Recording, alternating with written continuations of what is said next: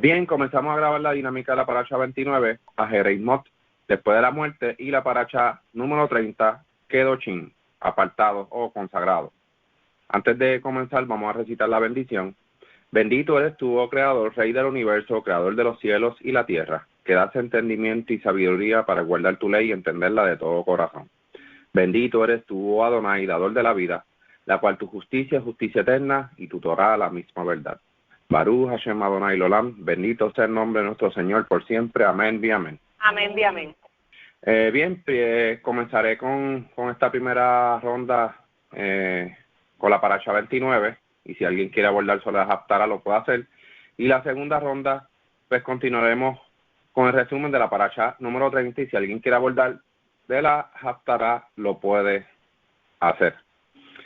Vemos que comenzando la paracha 29, el Creador le deja saber a Moshe, para que le deje saber a Aarón, que no pueden entrar en el lugar más sagrado cuando quieran, o sea, sino en ocasiones especiales, en la cual son autorizadas, y estos deberían de seguir una instrucción clave antes de entrar a este lugar.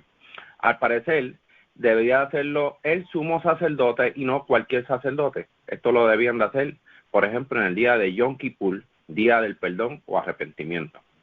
Seguimos viendo la instrucción que debía de llevar a base el sacrificio y el lugar. Claro, estos son los asuntos de los sacerdotes. Sobre la ofrenda del chivo, miren, esto es algo bien sencillo. Aquí dice que es la ofrenda del Creador según en estos días. La instrucción es clara. Aquí no se habla de seres especiales alados o seres escondidos, seres oscuros, ni nada de eso. Si se fijan, el contexto es sobre la ofrenda y según la norma o instrucción a seguir. Este chivo deberá ser suelto según la suerte. Es lo que significa, el significado de azazel es escapatoria de la cabra o del chivo. Esto se realiza según la suerte, es decir, soltarla en el desierto o en algún lugar en específico y que ésta huya. Es por eso que menciona esta frase de importancia en este día de Yom Kippur. Número 1, expiación para la familia del sacerdote. Esto se hacía por esas razones. Número 2, expiación para la casa sacerdotal. Y número 3, expiación para la casa de Israel. Debemos de entender que las funciones sacerdotales son consagradas y estas deben de hacer las funciones específicas dadas por el Creador a Moshe para que sirvan al Creador y no a los ídolos o deidades de las naciones. Un pueblo apartado para hacer según las acciones que lo hacen ser un pueblo apartado. Las instrucciones son claras. Ahora, el que quiera pensar que hacerle una fuerza o una deidad de cabro fuera del Creador, no ha entendido o no ha comprendido de lo que se habla aquí en las Escrituras. Seguimos viendo una secuencia de sucesos. Vemos la instrucción de un segundo chivo. Esta deberá estar acompañado por una persona designada. ¿Y qué hará este hombre con el chivo? Pues miren, el hombre simplemente velará hacia dónde se va a dirigir este chivo, es decir, acompañar al chivo hasta donde se le permita. El chivo puede ser la interpretación del libre albedrío, el del bien y el mal, de lo que uno carga en sí, y lo más importante, de un arrepentimiento. Este segundo chivo se hace como el primero. Se suelta en el desierto según la suerte, pero la diferencia del primero con el segundo es que el segundo va con una persona designada que observa la conducta y hacia dónde se dirige. Es como un libre albedrío. El concepto de estos chivos es, número 1, llevar lejos las transgresiones. Número 2, estos deberían estar con vida. Número 3, tenían una función en este día de Yom Kippur, llevar las transgresiones lejos. Esto es algo simbólico, la misericordia del Creador con su pueblo. El Yom Kippur se conoce como el Shabbat del Shabbatón, donde el sacerdote hace expiación por el pueblo una vez al año. También provee expiación al sacerdote y a toda la comunidad sacerdotal. Acerca de los sacrificios fuera del tabernáculo, esto es lo que ha dicho el Creador. En el capítulo 17 nos habla de que cualquiera que haga sacrificios, tanto los hijos de Israel o extranjeros, y no sean hechos como se debe, de llevarlo al sacerdote y el sacerdote derramara la sangre del sacrificio, esta persona se le considerará responsable por derramamiento de sangre y será cortada de su pueblo. Más claro, ¿a dónde serán llevados los sacrificios? Al templo, donde están los sacerdotes. ¿Hay templo hoy en día? No, no hay templo. Por tanto, los sacrificios de animales, cualquiera de los hijos de Israel que lo haga será responsable del derramamiento de sangre y esta persona será considerada como un goy, como un gentil. Seguimos observando la prohibición de ingerir sangre. La sangre es algo que está prohibido totalmente y esta se debe de vertir en tierra. Les quería decir algo, si usted tiene una granja y tiene animales y desea comer carne, puede comer carne, pero se les recuerda que la sangre no se debe de consumir. Además de que podrá matar y comer de sus animales, estos animales deberán de estar en buen estado y bien alimentados. Usted no podrá matar y comer de sus animales en un mal estado. ¿Acaso el Creador se contenta del sacrificio de los animales con defectos? Pues no. Usted debe de seguir la línea de que si va a comer de sus animales, hágalo bajo una muerte digna de animales sin defectos y sea misericordioso con estos animales. Esto es si su alma apetece comer carne. Matar y comer carne no es lo mismo que hacer sacrificio. Hay mucha gente que se piensa que coger de su ganado y matar el animal para comerse su carne es hacer un sacrificio. Pues no, eso no es hacer sacrificio. Hacer sacrificio es como degollar al animal, guardar la sangre, salpicar, hacer algo que no es, hacer un ritual, ese tipo de cosas. Eso no se puede hacer. La sangre es la que provee expiación por una vida. Por eso debemos de hacer todo lo posible por no ingerir la sangre de estos animales de consumo. Se les recuerda que debemos de consumir la carne del animal que fuere matado adecuadamente. Todo consumo de animal que no fuese matado correctamente o de consumo de cadáver cargará impurezas en nuestro cuerpo. Y para limpiarnos de estas impurezas, pues lo que debemos de hacer es lavarnos con agua. Si usted sabe que usted consume de una fábrica donde mata los pollos, por dar un ejemplo, con electroshock, usted debe de evitar el consumo de esta carne y así sucesivamente. Debemos de seguir la secuencia para un consumo de carnes apto. Es por eso que hoy en día es bien raro sobre los que siguen la línea de las escrituras el consumo de carnes. Y es por estas razones. Vemos el ejemplo de Daniel en Babel. Hoy en día muchos caraítas evitan el consumo de carne por esa misma razón. Hay personas que comen carne una o dos veces al año, pero estas carnes están bien inspeccionadas. Y por lo menos en el caso mío, mi familia y yo comemos carne una o dos veces al año. Y hablo de esta carne roja.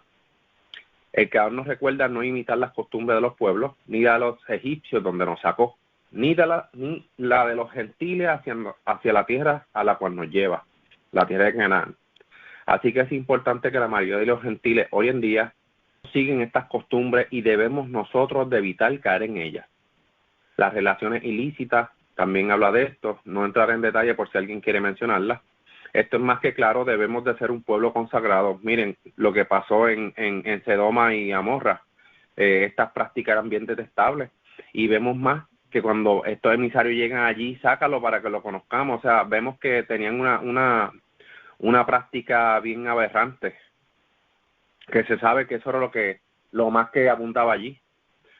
Los cultos a deidades, o sea, el Creador nos advierte sobre todo lo que estas naciones, la cual expulsa, que son los cananeos, hacen prácticas detestables y aquí el Creador nos da un recordatorio. Esta gente cometían actos inmorales y detestables a ojos del Creador, tenían unas prácticas aberrantes. Y nosotros pues no debemos de imitar ninguna de ellas. Nos recuerda que no nos contaminemos por estas prácticas que hacen estos gentiles y sirvamos al Creador siguiendo sus estatutos, decretos y sus normas y así viviremos larga vida en la tierra. Seguimos con la ronda con Ilian. Adelante, Ilian. Shalom, gracias. Quería mencionar sobre la primera lectura de la parashá después de la muerte, ¿verdad?, de los hijos de Aarón. Que es bien interesante que empezamos con el ritual de la expiación. Este ritual o sea, aquí específicamente se está hablando del día de Yom Kippur. Al final del primer capítulo del 16, del Levítico 16, vemos que en el 31 dice, es un Shabbat de descanso completo para ustedes, se negarán a sí mismos, esta es una regulación permanente, o sea, esto es algo que este día es sagrado, este día es como un Shabbat, en el sentido de que es un día de reposo, y se habla de, ¿verdad? Se conoce que este día se pide que aflijamos nuestras almas, y siempre hemos entendido que la aflicción es un sinónimo de ayuno, y sacamos esa deducción porque, por ejemplo, en el Salmo 35:13 dice: pero yo, cuando ellos me afligieron, me vestí de cilicio y humillé mi alma con ayuno. Es bien interesante porque vemos que cuando se habla de el alma, también se habla de apetito, o sea, lo vemos también en Proverbios 27, lo voy a buscar rapidito y disculpen. Proverbios 27:7. El alma saciada desprecia el panal de miel. Aquí estamos hablando del alma, se menciona el alma y se habla de apetito. Entonces, pues, cuando en Yom Kippur dice afligiremos nuestras almas, pues por eso es que se entiende que la aflicción tiene que ver con el apetito, y es por eso que se hace el ayuno, o sea, por eso es que nos negamos nosotros mismos ¿verdad?, de alimento y de estas cosas. Otra cosa que también se habla que se debe hacer en Yom Kippur es la oración constante, una oración de arrepentimiento, y se habla de vestir de cilicio, pero también se puede entender como una vestimenta de duelo. Por dar un ejemplo, cuando una persona allegada a uno fallece, pues uno no está con el ánimo de querer vestirse, arreglarse, perfumarse, etcétera, etcétera, sino que más bien, pues, uno demuestra esa tristeza que uno lleva, pues uno también la muestra en su semblante, en su vestimenta, etcétera. Y es bien interesante ver que, ¿verdad?, que en esta parashá empezamos a hablar de este día tan especial. También se habla de rituales que se hacen en este día, y el más llamativo, ¿verdad?, que ya mencionaron, es el de los 2 machos cabríos. Uno de ellos se utilizaba para, ¿verdad?, se sacrificaba y se usaba como expiación, y el otro también se usaba como expiación, pero el ritual era diferente. Esta palabra Hazazel significa chivo expiatorio, ya, punto, fuera y se acabó. Es el nombre que se le da al cabro, que se utiliza como un ritual simbólico para expiación de pecados, y este cabro se soltaba al desierto. No hay más nada que buscarle a esa, ¿verdad?, a ese versículo, a ese ritual. Simplemente era un ritual que el Creador mandó al pueblo a hacer, ¿verdad?, por medio de Aarón. Era el que se encargaba de estas cosas, el sumo sacerdote, y era el que presentaba estos 2 cabros. El pueblo se los llevaba, él los presentaba, y entonces uno de ellos era escogido para sacrificio en el altar, y el otro pues era se utilizaba como ritual simbólico y se soltaba al desierto por expiación de pecado. Otra cosa bien interesante que aquí se habla es de lo de la mezcla de lino con otros materiales, que también sabemos que hay una, ¿verdad?, hay una regulación, una ley donde se le prohíbe al pueblo mezclar lino con lana. Quiero especificar que se trata de que dentro de cuando uno va a confeccionar una prenda de vestir, esa prenda de vestir no puede ser confeccionada con 2 hilos diferentes. Pero sí tú puedes ponerte un pantalón de lino y una camisa de lana, porque el pantalón es una prenda aparte a la camisa. Pero sí, lo que no se puede hacer es confeccionar un pantalón con dos materiales distintos. Otra cosa que me llamó mucho la atención de esta parashá es que habla bien específicamente de que no se va a ofrecer cuando ya está el tabernáculo del testimonio ya completado.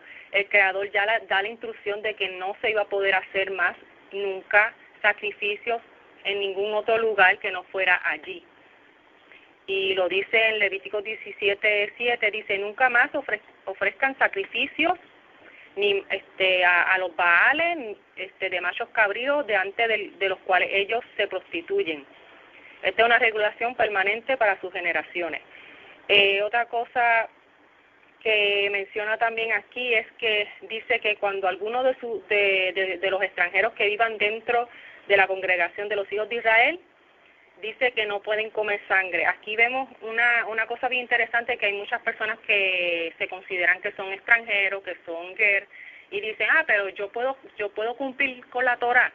Sí, el extranjero que vivía dentro de Israel, el incircunciso, tenía que seguir prácticamente la mayoría, casi todas las leyes que se le dieron al pueblo de Israel.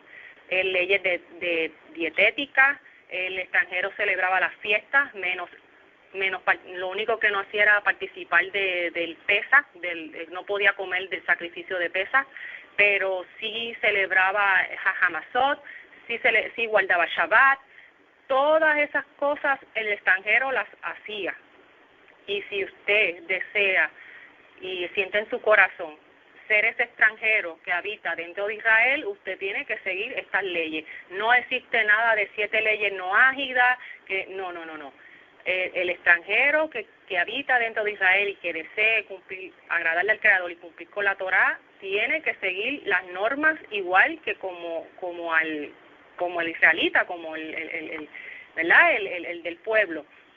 Nada más que, pues, obviamente hoy en día se sabe que ni siquiera el que es del pueblo puede comer del Pesaj, porque es que el Pesaj no se puede hacer, los sacrificios no se pueden hacer, pero sí puede hacer todo lo demás. Y entonces prácticamente el que también pertenece al pueblo, que ya tiene el pacto, igualmente se le limita varias cosas en el cumplimiento de lo que está aquí escrito por el hecho de que no hay templo y no hay sacerdote.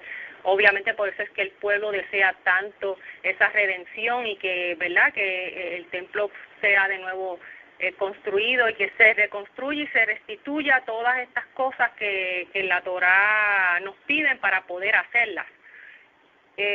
Otra cosa que me llamó mucho la atención de esta parashá es que el creador rápido le dice, en el capítulo 18 dice: no se ocuparán en las actividades encontradas en el pueblo de Misayín, donde ustedes vivan, y no se ocuparán de las actividades encontradas en la tierra de Canaán, donde yo los estoy llevando. No vivirán por sus leyes. Ustedes obedecerán mis estatutos, mis leyes, y caminarán conforme a ellos. Es bien interesante que esta advertencia que hace el Creador al pueblo, él la menciona en par de ocasiones, y es una advertencia bien interesante, y es la de que el pueblo de Israel no podía imitar las costumbres ajenas de los pueblos paganos. Israel no podía imitar las costumbres del pueblo de Egipto, de donde salieron, ni tampoco de los cananitas, donde iban a entrar, a la tierra que iban a entrar, porque la conducta de ese pueblo es la que hizo que el Creador los expulsara de la tierra. Entonces, pues, el Creador ya le está dando esta advertencia desde antes de que entraran, como que, oigan, esto es lo que pasó con esta gente que hicieron lo malo y fueron expulsados. Ustedes se les está dando estas leyes, ustedes las van a cumplir, y cuando entren a la tierra, sigan esto, porque si no, les va a pasar igual, van a ser expulsados. Y es bien interesante ver estas regulaciones. Vemos que se habla mucho de los actos abominables que son, ¿verdad?, ante los ojos del Creador, actos sexuales, actos de, por ejemplo, hay unos actos abominables que son bien parecidos, que tienen que ver con el acto natural de reproducción, o sea, son lo contrario a lo que es reproducción y vida, y uno de ellos es el acto sexual homosexual, el sacrificio de niños y las relaciones sexuales con animales. Vemos que aquí se condena como el acto sexual, que es antinatural. Y es bien interesante, ¿verdad?, porque no se habla exactamente del sentimiento. Por ejemplo, una persona de las naciones puede que a lo mejor en su corazón guarde un sentimiento de amar, de igual, así mismo como desea a mujeres, también desea a hombres, o viceversa, del mismo sexo. Y una cosa es tú con los ojos desear, y otra cosa es llegar al acto. Y aquí en la Torá es bien específica en que la condena de muerte es por el acto. Pero sí, el Creador examina nuestros corazones, Él sabe lo que nosotros guardamos y por eso pues también seremos juzgados.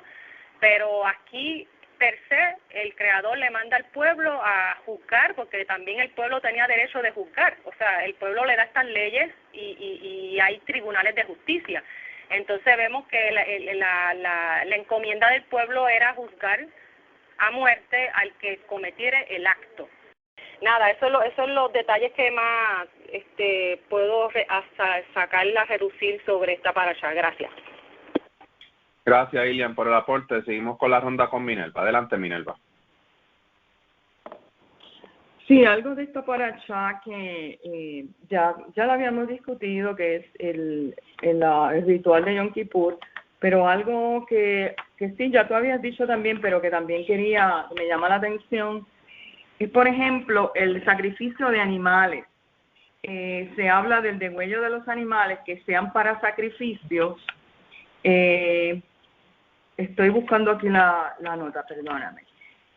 Que no solamente se sacrifica, o sea, no solamente se mata el animal para comer, como ya había dicho, sino que se hacían matanzas de animales, por ejemplo, que sean para sacrificio, pero habían ordenanzas para esos sacrificios y tenían que ser a través de, obviamente, el sacerdote, si no se consideraba como un asesinato.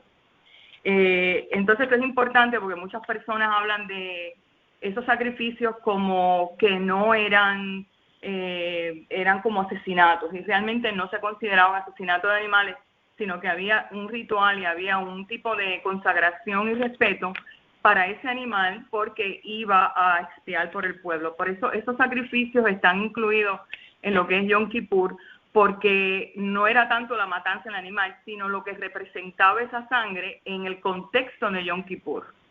Entonces podríamos decir, bueno, Yom Kippur, todo lo que se habla de sacrificio y sangre, pero es que dentro de ese contexto no se trata de matar un animal o de asesinarlo, sino que cuál es el contexto de la matanza de ese animal dentro de esas ordenanzas, cómo se mataba ese animal, el proceso que llevaba esa sangre, quién le iba a llevar. Entonces todo eso es lo que constituía el Yom Kippur dentro del contexto del perdón de los pecados. No es solamente la matanza de animales en tal día, sino la intención que se mataba el animal. Entonces sobre lo de Azazel, tenía un comentario. Azazel era una de las cabras que se llevaba por el precipicio, que era para despedir pecados o las fuerzas del mal. También viene siendo como un tipo de significado. ¿Qué significaba Azazel y qué es el significado de la otra que se era para el perdón de los pecados?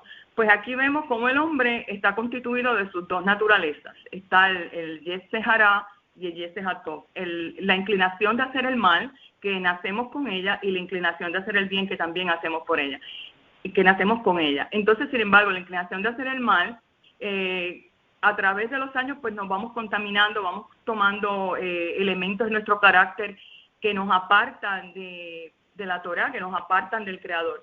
Entonces, precisamente este tipo de sacrificio o cabra que se enviaba al desierto es como un dejar ir, es como nacemos con ello, pero son cosas involuntarias que tenemos que dejarlas ir. La otra sí la trabajamos, a través del sacerdote la trabajaba, la ofrecía como un sacrificio del pecado, porque dentro aún del Yetzer Hatov entendemos que tenemos una naturaleza buena dentro de nosotros que nacemos, pero siempre se trabaja nuestro carácter. Entonces, por esa razón, habían este tipo de dos rituales, una que expiaba por los pecados involuntarios, a decir, el Yetzer Hará, y el Yetzer Hatov, que era a través del sacerdote. Entonces, pues más o menos esto era lo que yo quería aportar de esta parashá, que más bien hay que verla dentro del contexto de expiación y del animal, porque no es solamente matar un animal y dejar, porque entonces estaríamos violentando el sentimiento del animal también, sino hay que verlo dentro del contexto de Yom Kippur. Pues nada, eso es lo que quería añadir. Gracias, Minerva, por el aporte. Seguimos con la ronda con Yolanda. Adelante, Yolanda. Sí, Shalom. Estas parashá, la parashá 29 y la parashá 30 están bastante relacionadas en cuanto al aspecto de que se argumenta y se amplía a veces un poco más de lo que se viene hablando en la parashá 29, y entre ellos está lo que habla acerca de las relaciones sexuales, en las cuales se ven como abominables en la Torá, y quería argumentar un poco de ello, y ya que voy a hablar del mismo tema lo abarcaré unido en este mismo comentario inicial. Para empezar hablando, es importante destacar que cuando hablamos de relaciones sexuales o hablamos de relaciones entre parejas, muchas personas tienen tabú en cuanto a esto, porque muchas personas, a causa de una incorrecta enseñanza, muchas veces ven esto como algo pecaminoso. Y es importante primeramente destacar que como tal, en Génesis o Bereshit 1:28, el Eterno dijo así: los bendijo Dios y le dijo: fructificad y multiplicaos, llenad la tierra y sojuzgadla. Es importante destacar que el que da la orden de que la pareja se reproduzca, se multiplique y se fructifique es el Eterno, y Él lo da como una bendición. Es decir, que todas estas relaciones entre parejas, algo que es un regalo del Creador, es una bendición. Y en el Génesis 1:31 dice así: y vio Dios que todo lo que había hecho era bueno, y era bueno en gran manera. Es decir, debemos aprender a diferenciar en cuanto a una relación sexual, que más adelante abarcaremos, que es pecaminosa, y una relación sexual que es bendecida por parte del Creador, porque es uno de sus regalos. Y vemos que en Bereshit 2:24-25 nos da un mandamiento: dejará el hombre a su padre, a su madre, se unirá a su mujer y serán una sola carne. Y estaban ambos desnudos y no se avergonzaban. Es decir, que el hecho de que la pareja como pareja se una y sean uno no es algo de lo cual avergonzarse ni algo pecaminoso, al contrario, es un regalo del Creador y una bendición que le deja al hombre. En Proverbios 5:18, por ejemplo, nos enseña un poco acerca de ello, nos dice 5 del 18 al 19: sea bendito tu manantial, allégate con la mujer de tu juventud, como sierva amada, graciosa gacela, sus caricias te satisfagan en todo tiempo, y en su amor recréate siempre. Es decir, que el hecho del placer, del sentir caricia, del sentir cariño entre parejas es algo bueno. Ahora, es importante, unos versículos que me gustan mucho, es Eclesiastés 7:29, que nos muestra realmente qué pasó. Dice: he aquí solamente hallado esto, que Dios hizo al hombre recto, pero ellos buscaron muchas perversiones.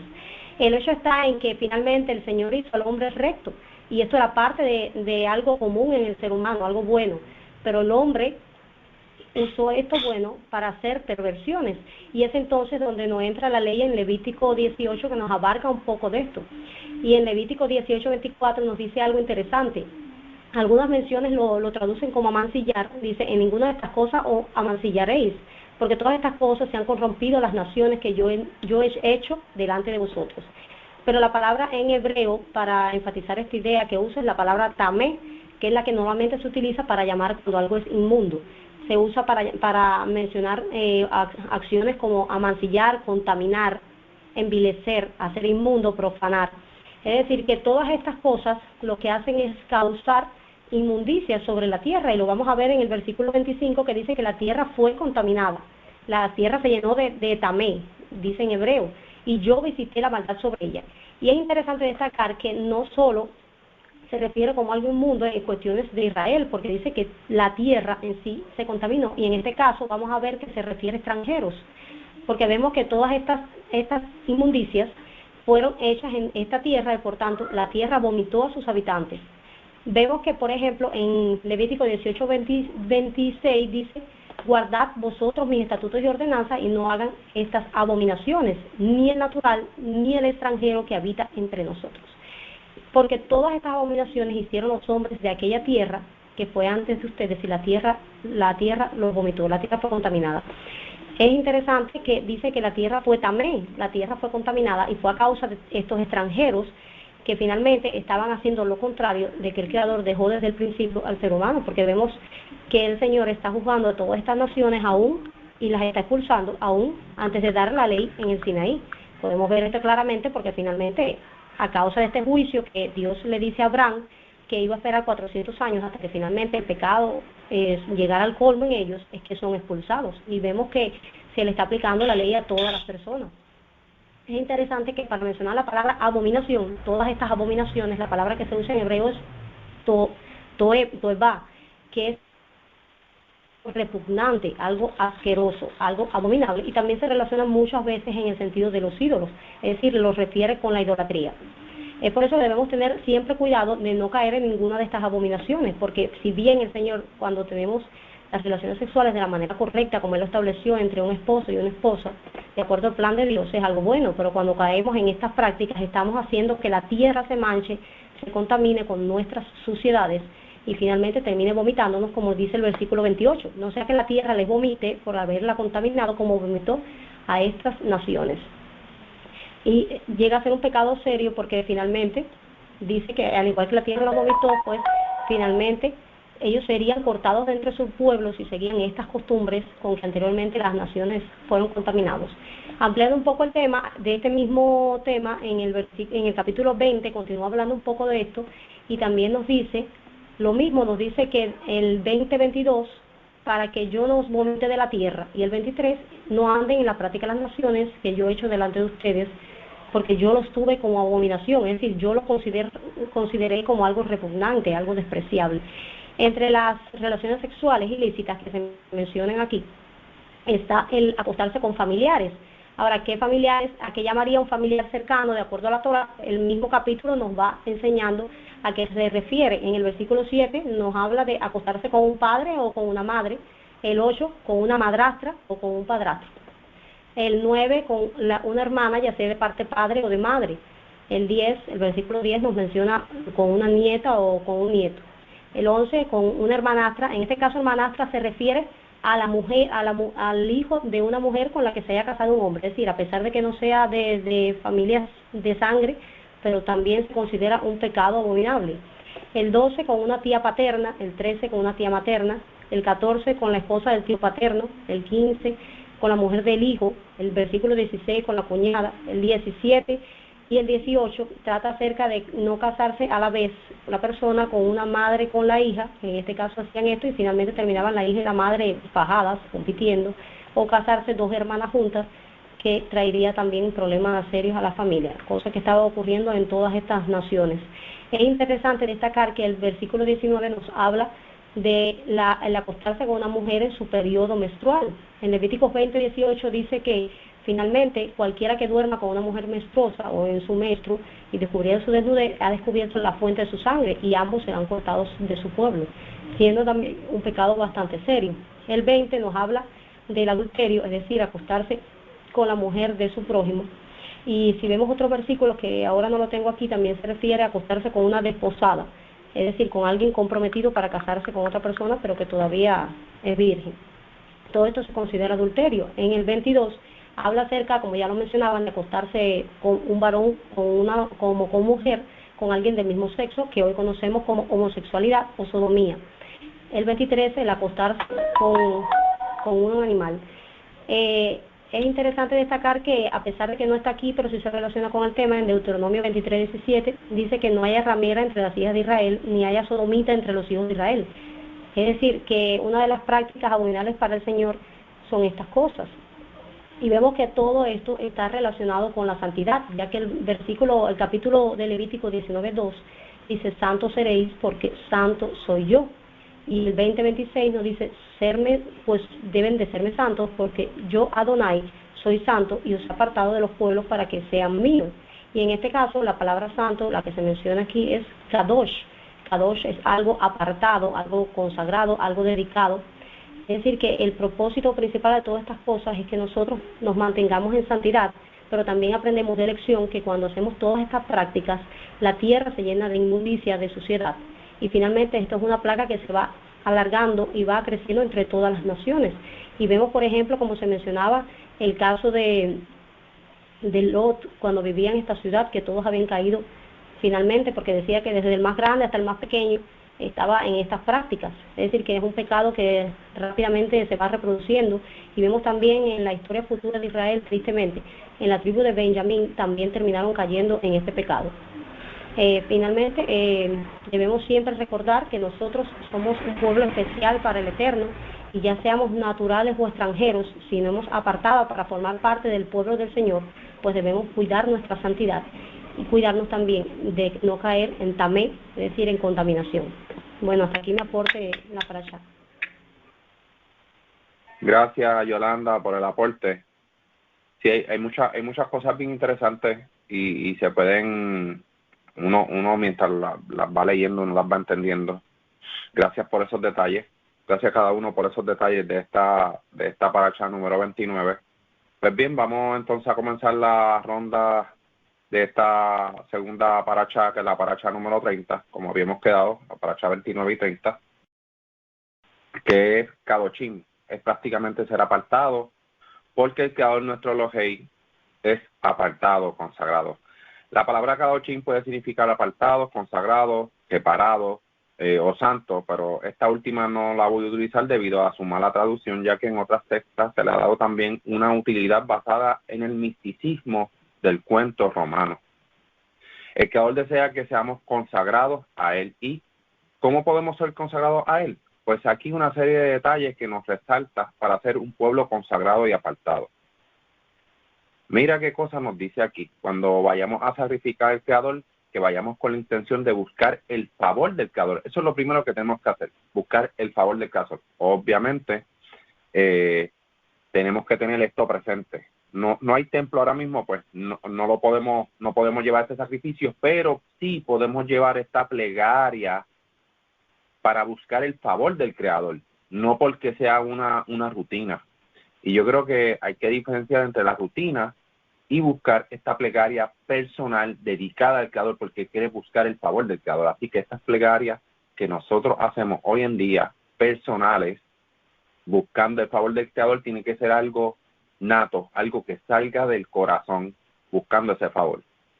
Pero debemos de hacerlo también siguiendo los parámetros que nos da la misma ley, porque dice, aquel que aparta su oído para no escuchar la Torá, su clamor también es abominable. Entonces tenemos que ver que cuando vayamos a dar una plegaria al Creador, tengamos la ley presente, de que tengamos que seguir todo lo que el Creador nos dice. Miremos, por ejemplo, el caso de lo que le pasó a Shaul. Quería los sacrificios, pero sabes que no escuchó, no le importó obedecer. Así que primero hay que obedecer. Vemos aquí una serie de relatos. Dice, respetemos a nuestros padres, honremos a nuestros padres. Esto es parte de ser consagrado. No vayamos tras los ídolos de fundición de metales. Esto es parte también de ser consagrado. Cuando vayamos a recoger nuestro campo, no recojamos del todo nuestro campo. Dejemos parte para el pobre, el huérfano y la viuda y el levita. Esto es parte también de ser consagrado. No andes con chismes de entre tu pueblo. Esto es parte de ser consagrado. No permanezcas inactivo mientras la vida de tu hermano anda en peligro. Esto es parte de ser consagrado. No te vengues ni guardes rencor con los de tu pueblo. Esto es parte de ser consagrado. Ama a tu prójimo como a ti mismo. Esto es parte de ser consagrado.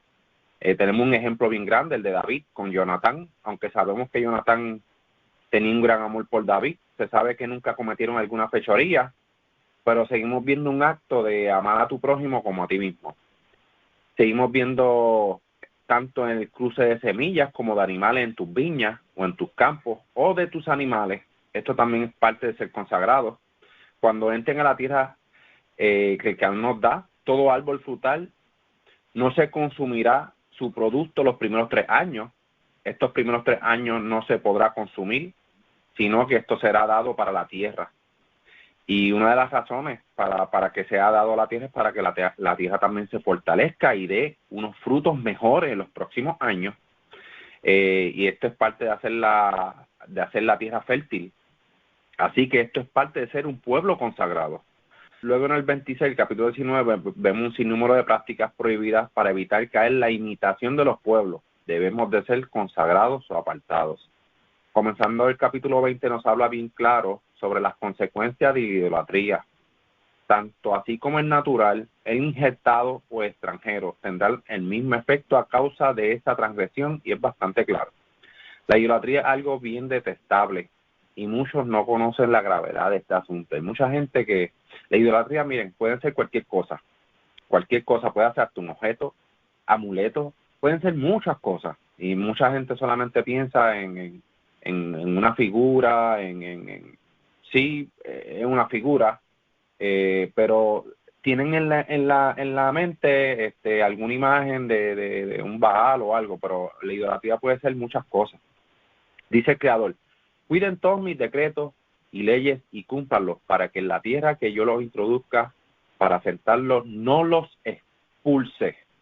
La tierra que expulsó a los Kenaní sabían o conocían de estas leyes. Si nos fijamos, da una instrucción como para que no los expulse a ustedes, dando a entender que ahora está expulsando a los Kenaní de esta tierra.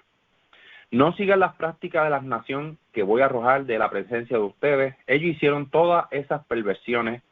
Yo me disgusté con ellos.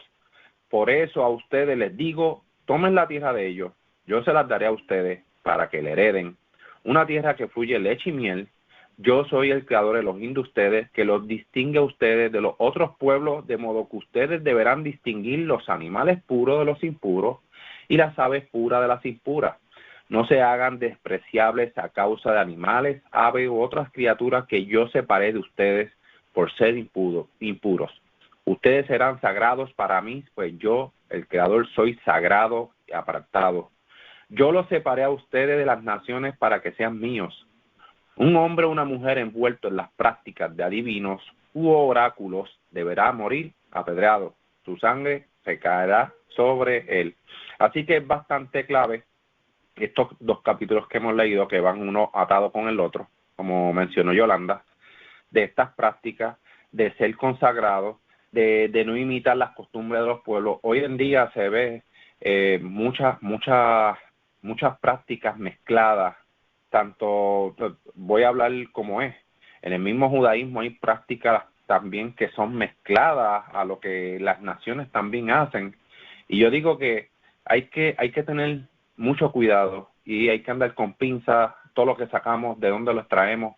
Así que nuestra guía tiene que ser la Torá. La Torá es bien clara, bien específica, y yo creo que si seguimos como el Creador nos dicta aquí en estas porciones, nos irá bien.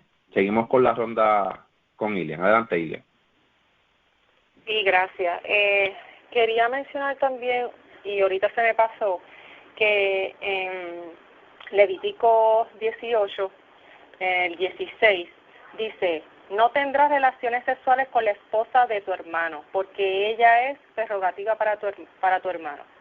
O sea, es como prohibida, ella es separada para tu hermano. Es bien interesante porque también sabemos que en Deuteronomio 25:5 dice: si hermanos viven juntos y uno de ellos muere sin hijos, su viuda no se casará con un hombre extraño, sino que el familiar más cercano a su esposo fallecido irá a ella y ejecutará los deberes de hermano casándose con ella. Es bien interesante que aquí no se puede confundir, ¿verdad?, estas dos regulaciones, ya que una es que no vas a acostarte con la esposa de tu hermano cuando tu hermano aún está vivo, y la otra es cuando ya este hermano ha fallecido. El familiar más cercano no necesariamente tiene que ser el hermano, sino que también puede ser un familiar cercano o dentro de la tribu, porque hay que recordar que cuando se habla de la palabra hermanos, la palabra hermano se utiliza también para hermano literalmente, o hermano dentro de la familia, o hermano dentro de la tribu. Entonces, pues hay que también, ¿verdad?, aclarar esos detalles que a veces pues hay personas que le traen confusión, y quería, ¿verdad?, mencionarlo. Otra cosa que quería mencionar de la parashá de que estamos tocando, ¿verdad?, también hoy, vemos que en la parashá se habla de conductas y actos que nos hacen ser agradables ante el Creador. Y una de las cosas bien interesantes que vemos que empieza esta parashá es que el Creador le dice: sean santos porque yo lo soy. O sea, nos pide que llevamos una conducta correcta, porque nosotros representamos también el pueblo del Creador. O sea, nosotros somos también representantes de la conducta de lo que el Creador le agrada. Y es bien interesante que una de las cosas que también menciona en un principio es que tenemos que tener reverencia hacia nuestros padres, Sabemos que esto es una de las 10 palabras, o sea, el honrar a nuestros padres está dentro de las 10 palabras de la ley, y es el mandamiento que tiene promesa, ¿verdad? Dice claramente que honrarás a tu padre y a tu madre, y por ello tendrás larga vida. Y vemos que aquí una de las primeras cosas que se menciona, después que dice que ustedes serán un pueblo apartado, dice eso, lo de tenerle este respeto a nuestros padres, y luego habla de guardar los Shabbat, o sea, los días consagrados, los Shabbat, las festividades, los días consagrados, todos esos días hay que guardarlos. Y después habla específicamente de la idolatría, que no nos podemos volver hacia ídolos. Y otra cosa que también se habla en esta parasha, en este capítulo, es de la caridad, de ser misericordiosos con el que está en desventaja, no ser tramposo en nuestros negocios, llevar una ética en nuestros negocios, ser honesto. Dice también que habla de la moralidad sexual nuevamente, y vemos este tipo de conductas que el Creador nos demanda a nosotros cumplir, no solamente con nuestro hermano, o sea, el del pueblo, sino también con el extranjero. O sea, nosotros debemos de llevar una conducta moral y ética donde demostremos que somos una personas de justicia, porque es bien interesante que el Creador aquí bien claro dice, sean justos, o sea, juzguen con balanza justa y sean justos. O sea, él no dice sean buenos o den una mejilla y den la otra, no, él dice que seamos en nuestras cosas, seamos siempre justos. Y es bien interesante ver también que se habla de cómo ser, ¿verdad? Para ese tiempo el negocio era la agricultura, pues en la agricultura cómo demostrar esta misericordia con el pobre y también con la misma tierra, que el hecho de no ser, como decimos acá, afrentados con la glotonería, de querer más y más y más.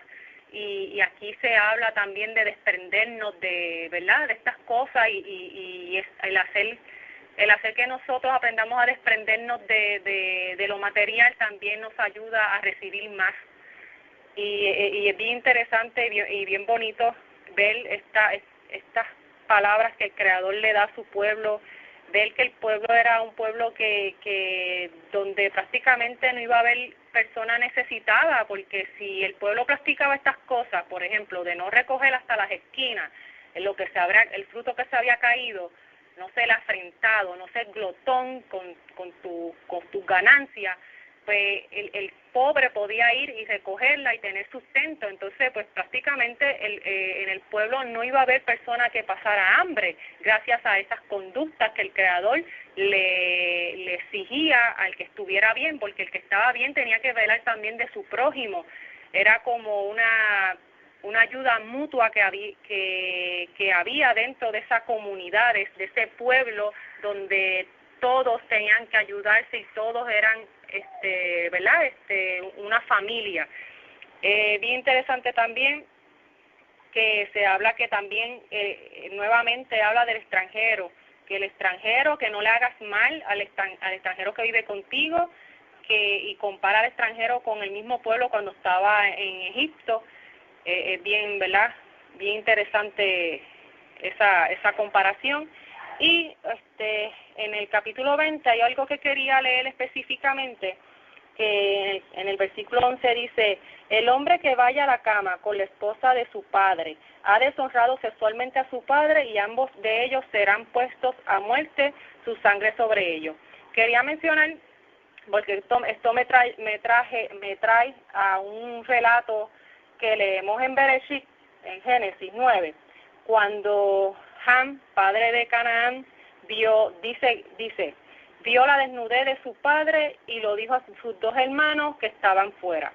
Hay que hacer un paréntesis y explicar que cuando se lee aquí que vio la desnudez de su padre, esto es un eufemismo, y el eufemismo es una palabra o expresión menos ofensiva, que sustituye a otra de mal gusto que puede ofender o sugerir algo no placentero o peyorativo al oyente. Y sabemos que en Levítico 18:8, cuando se utiliza también esto de viola desnudez, dice: la desnudez de la mujer de tu padre no descubrirás, es la desnudez de tu padre. O sea, la desnudez de la mujer de tu padre es como también si fuera la misma desnudez de tu padre. Aquí entonces vamos de nuevo a Bereshit. El padre de Canaán, Ham, vio la desnudez de su padre, o sea, prácticamente lo que vio fue a la desnudez de la mujer de su padre, que es la misma que la de su padre. Entonces, en el relato dice que Noa, cuando se levantó de su embriaguez, supo lo que había hecho su hijo más joven y lo maldijo. Es bien interesante que Canaán los que vivían allí eran los descendientes de Canaán. Y entonces nos preguntamos, ¿por qué Noa maldijo a esta generación? O sea, fue una maldición de generaciones.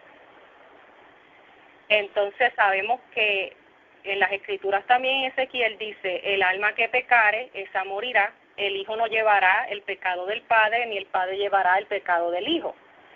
Pero aquí hay que tener en cuenta que el Creador dice: yo visitaré la maldad de cada uno. Él examina el corazón de cada uno. Y cuando no hace esta maldición a todas estas generaciones de su hijo,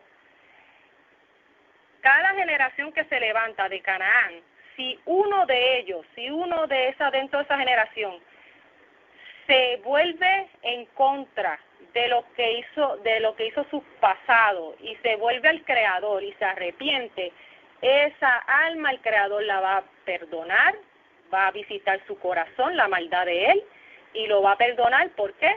Porque se fue en contra de la maldad de sus antepasados. Pero aquí vemos claramente que los antepasados de las generaciones de Ham, Canaán, no hicieron eso, sino que al contrario, siguieron las abominaciones de su padre, o sea, del patriarca de ese pueblo, Canaán. Vemos que ellos siguen con estas abominaciones. ¿Y qué son estas abominaciones? Son abominaciones de inmoralidad sexual. Y es bien interesante, ¿verdad?, ver que una cosa se conecta con la otra. Vemos que Ham, padre de Canaán, de los cananitas, hace una inmoralidad sexual, es maldecido, y esa generación sigue cargando con esa maldición porque sigue con esa misma conducta. Y vemos que entonces en esta parashá el pueblo de Canaán cometía estas inmoralidades sexuales, y es por eso que la tierra los expulsa, que como muy bien explicó ahorita Yolanda. Y nada, eso es lo que quería, ¿verdad?, mencionar sobre esta parashá, que para mí fue bien, como que se entrelaza estas acciones que se leen aquí, porque vemos que todo tiene que ver con actos y consecuencias, y que hay cosas que se pueden malinterpretar y están bien claras si se leen con el contexto completo de lo que se está hablando en el relato. Y nada, eso es lo que quería añadir. Gracias. Gracias, Ilian, por el excelente aporte. Seguimos con la ronda con Minerva. Adelante, Minerva. Sí, en esta parashá, pues realmente continuando la misma línea, terminan Yom Kippur, hacen expiación por sus pecados, salen expiados. Entonces aquí viene cuando el Eterno le habla a Moshe diciéndole que le hablara a toda la casa de Israel, a los de Israel, y decirle que ellos deben ser santos. Entonces esta palabra santo, que es Kadosh, que viene siendo expresar la naturaleza misma del Creador en la tierra, o tomar de la naturaleza del Creador para expresar el propósito de Él en la tierra. Entonces utilizamos la palabra santo, separado. Pero la pregunta que metafóricamente hacemos, ¿realmente es una separación como nosotros entendemos la separación literalmente? Según yo leo en el contexto, sí, él habla de unas leyes específicas y cosas que están prohibidas, pero realmente esta separación es para manifestar el propósito divino, el propósito del Eterno en la tierra. Porque si vemos aquí, cuando habla de las mezclas, por ejemplo, en el 19, empezando en el 19 que dice que debes amar a tu prójimo como te amas a ti mismo. Pues entonces sí hay una separación, pero nosotros al reflejar el amor eterno, ese amor y esa conexión con el Creador, si nos ama, es amarnos a nosotros mismos primero. Pero en la medida que nos amamos a nosotros mismos, entonces vamos a reflejar el amor al prójimo. Y dice, yo soy Elohim, cumplan mis decretos. Entonces luego dice, no cruces tu ganado con otras especies. Otra vez, separación. Pero aquí hay un propósito de esta separación. ¿Para qué? Para reflejar el propósito único de cada persona. Porque cada uno de nosotros tiene un propósito especial en nuestra alma. Vinimos con un propósito a revelar esta Kedushá. La palabra Kedushá quiere decir que tomamos de esa santidad o ser Kadosh, o ser separado, para un propósito de revelación. Porque no es separarnos como en las culturas orientales que se separan a monasterios, no comparten con sociedades, no comparten con nada, y para ellos eso representa una santidad, entre comillas, el separarse y ser un monje tibetano completamente diferente a lo que nos enseña la Torá. Entonces, por eso habla de las mezclas. Dice, no cruces tu ganado con otras especies. ¿Por qué? Para revelar el propósito de así los animales, así las frutas, los árboles, así mismo el ser humano. Pues nosotros, como Bené Israel, vamos a manifestar ese propósito de Elohim en la tierra. Entonces, al ser Kedoshim, al ser separado de lo que está establecido en el orden mundial o en el orden de la convivencia que tenemos que entonces a través de la Torah encontrar qué es ser Kadosh, pero a la misma vez esa separación me lleva a una revelación de él. Entonces no me separo, sino que esta misma revelación me lleva a manifestar de su nombre, me lleva a manifestar de su Torah. Entonces por eso dice, no plantes tu campo con diferentes especies de semillas. Otra vez, separación para una manifestación del propósito individual. Y no vistas una prenda que contenga una mezcla prohibida de tejidos. Y asimismo, separación para revelar el propósito. Entonces, para mí esto es muy significativo porque no es solamente separar por separar, sino que mi separación tiene un propósito mayor.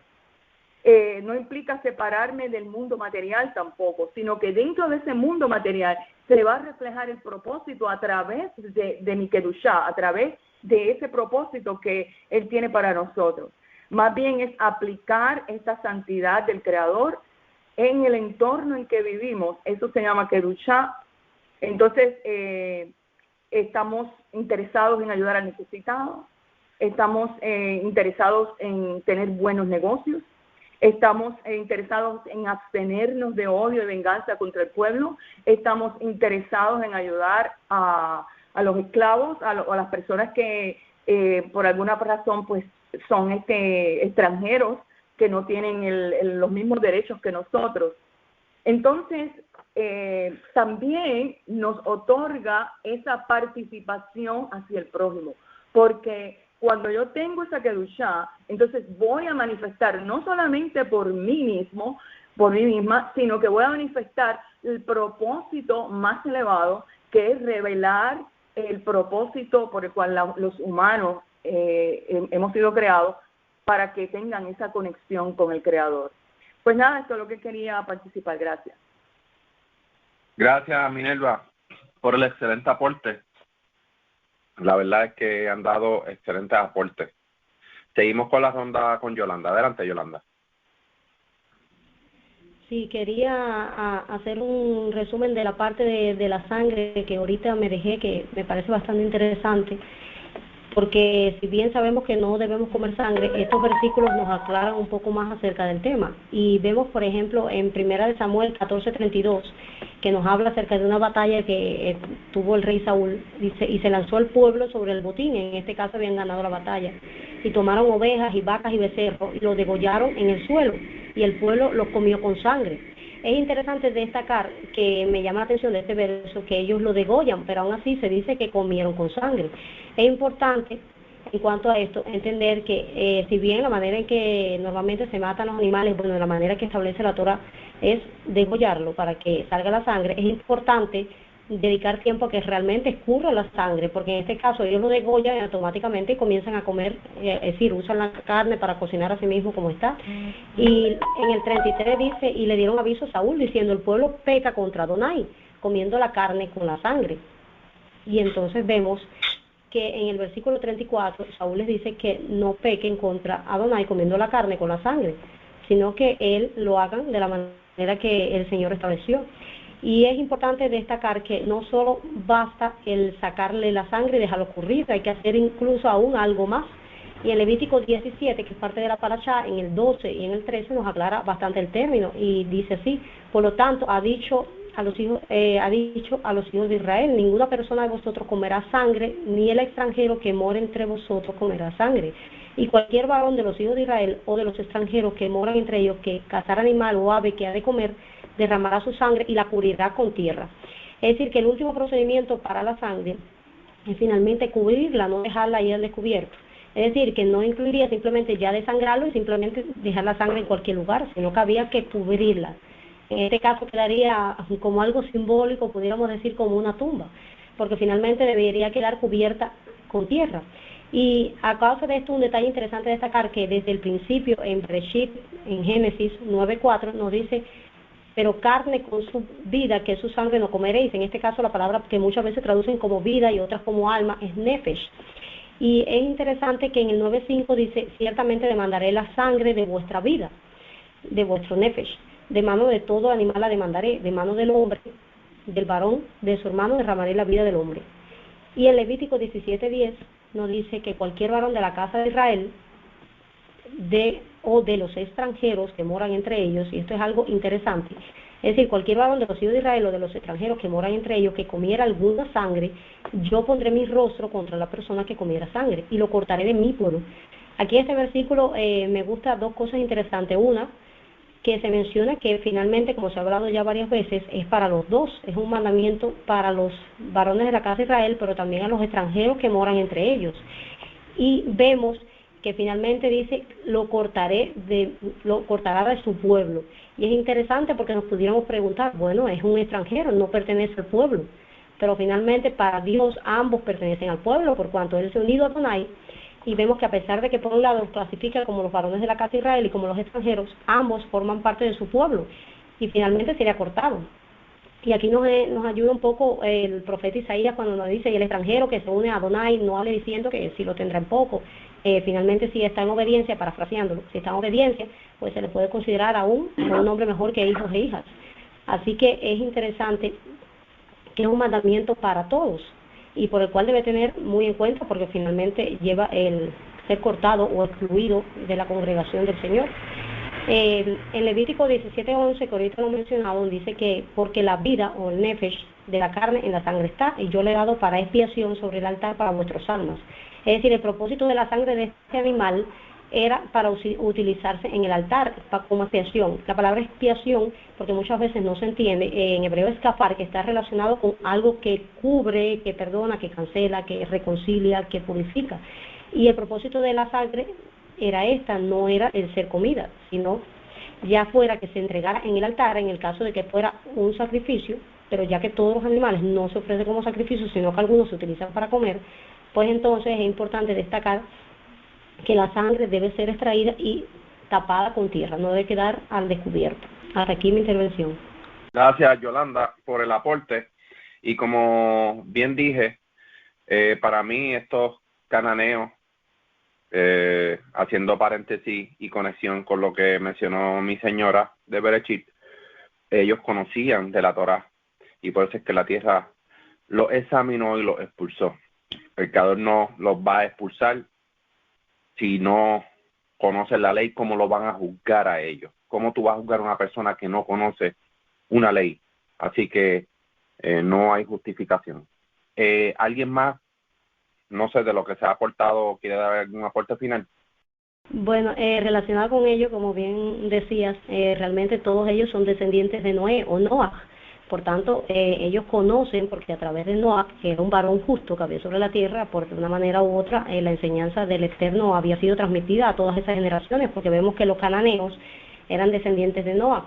Y finalmente, ellos debían haber escuchado lo que el Señor le enseñó a través de todos los descendientes, llegando desde Adán. Una última cosa que quería destacar, que en Levítico 18, que es parte de la parashá, el 4 y 5, dice: mis ordenanzas pondréis por obras y mis estatutos guardaréis, lo cual haciendo esto el hombre vivirá por ellos. Quería destacar en este versículo porque es uno de los versículos que muchas veces se usa de manera mal y es incomprendido muchas veces, porque cuando dice el hombre vivirá por ellos, vemos que se está refiriendo que realmente tiene que ver con la obediencia al Eterno, y por eso finalmente vivirá, porque es el Señor quien hace morir y quien hace vivir, y quien tiene la vida y quien tiene la muerte.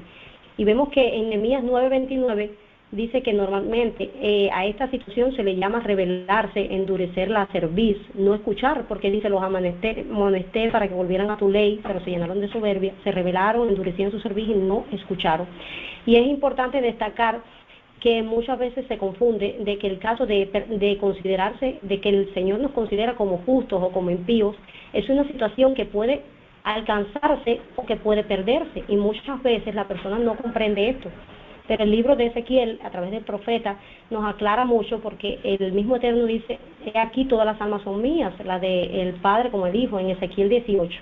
Y el hombre, el alma que pecare, o el nefesh que pecare, esta morirá. Y el hombre que fuera justo, hiciera derecho y justicia. Y es interesante, no voy a mencionarlo por honor al tiempo, ahí menciona varios ejemplos de justicia, y uno de ellos es no llegarse a la mujer menstruosa, que lo dice el versículo 6. El 9 dice: en mis ordenanzas caminaré, guardaré mis decretos para hacer rectamente, este es justo, este vivirá. Y vemos que si hacemos un resumen de esto, del capítulo 18, los versículos que me parecieron más importantes para aclarar el tema de este vivirá o este morirá, es el 18, del 26 al 28, que dice: apartándose el justo de su justicia. En este caso tenemos a alguien que actuaba conforme a la justicia, es decir, que obedecía al Eterno, pero ahora, haciendo iniquidad, él morirá por ello, por la iniquidad que hizo morirá. Es decir, que alguien que es considerado por el Eterno como justo puede llegar a perder esta consideración delante del Eterno si comienza a actuar en desobediencia a la ley, y por tanto le espera la muerte. Pero vemos que finalmente todo no queda ahí, porque el 27 dice ahora el caso al contrario: y apartándose el impío de su impiedad que hizo, y haciendo según el derecho y la justicia, así hará vivir su alma, porque miró, se apartó de sus transgresiones que había cometido, de cierto vivirá y no morirá. Es decir, que alguien que está en impiedad, como muchas veces vemos que pasó, por ejemplo, el caso del cautiverio, que muchas personas se volvieron de su pecado y se volvieron en obediencia, el Señor perdonó su pecado. Es decir, que el alcanzar la justicia de acuerdo a hacer la voluntad del Eterno, y no se refiere a nuestra propia idea de justicia, porque muchas personas dicen: no, porque yo soy bueno, yo no le hago mal a nadie, estoy haciendo las cosas bien, y simplemente están queriendo presentarse delante del Eterno con su propia idea de justicia, pero es de acuerdo a la justicia que Dios estableció, de la manera correcta que Él quiere que el ser humano se comporte. Y el Eterno, como bien dice la Escritura, es amplio en perdonar, le da a todos la oportunidad. En Isaías 1, del 16 al 18, vemos que Él le invita a las personas: lavaos, limpiaos, quitad la iniquidad de vuestras obras delante de mis ojos, aprender a hacer el bien, buscar el juicio. Y el 18 me llama mucho la atención, porque dice: venid luego, es decir, después que hagas esto, de que limpies tu camino de maldad, venid luego, estaremos a cuenta. Si vuestros pecados fueran como la grana, como la nieve, serán emblanquecidos. Si fueren rojos como el carmesí, serán como la blanca lana. Es decir, que puede pasar de un periodo en el cual realmente esté sucio, algo rojo como la sangre, es algo que mancha, algo que simplemente es prácticamente muchas veces imposible de quitar. El Señor puede volverlo blanco como la nieve, pero requiere que primeramente nosotros nos volvamos hacia el camino de la justicia. ¿Y qué es la justicia? Pues hacer las cosas de acorde a la voluntad del Señor, que reflejó a través de su ley. Y al final nos da promesas muy bonitas, como Miqueas, que dice: Miqueas 7:19, Él volverá a tener misericordia de nosotros, sepultará nuestras iniquidades y las echará a lo profundo, al profundo del mar todos nuestros pecados, haciendo de manera simbólica que finalmente sepultarlas es como finalmente no tenerlas más en cuenta. Y entonces debemos comprender que la justicia a la que Dios se refiere es la justicia en obediencia a su ley. Y concluyendo este resumen, me encanta como en 2 de Crónicas 6:23 lo menciona Salomón, y dice, tú oirás desde los cielos y actuarás y juzgarás a tus siervos. Es decir, se habla ya la idea de un juicio para las personas, dando la paga al impío, haciendo recaer su proceder sobre su cabeza. Es decir, al impío su proceder caerá sobre su cabeza, y justificando al justo al darle conforme a su justicia. Es decir, que todos tenemos la oportunidad de escoger qué camino debemos, si queremos seguir, si el camino de la justicia obedeciendo al Eterno o el camino de la impiedad yendo en contra de ella. Gracias, Yolanda, por el aporte. ¿Podemos buscar al Creador nosotros teniendo la maldad y no estando arrepentidos? Es de pensar. Miremos qué pasó con este rey, que este rey, haciendo lo malo, cuando el profeta Eliyahu lo sentenció de muerte porque fue enviado por el Creador, él se arrepintió. Dobló rodillas y lloró. Le dijo a Eliyahu, ve y vuélvete otra vez y dile al rey, por cuanto te has humillado delante de mí. O sea que el Creador es grande en misericordia. Yo creo que Yonavé iba a mencionar algo. Adelante, Yonavé.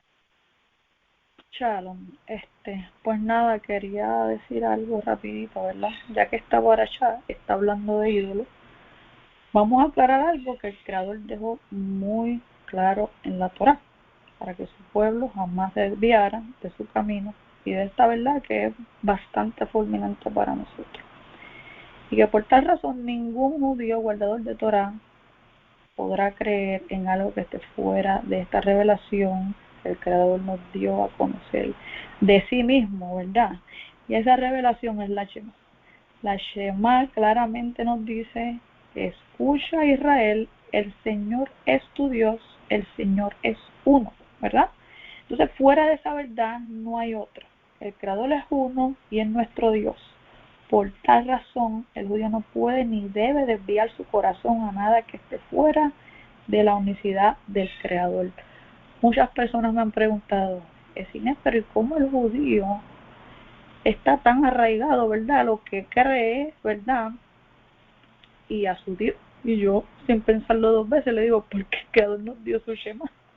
Y Él nos dice que Él es nuestro Dios y es que Él es uno, ¿entiendes? Entonces, eso es algo que llevamos en el corazón constantemente, es la verdad más grande reveladora que el Creador nos dio del mismo, que Él es uno y que es nuestro Dios. Entonces muchas religiones también dicen, pero oye, ellos, ¿cómo podemos persuadirlos a que crean en lo que nosotros estamos, verdad, mostrándoles? No hay ninguna manera.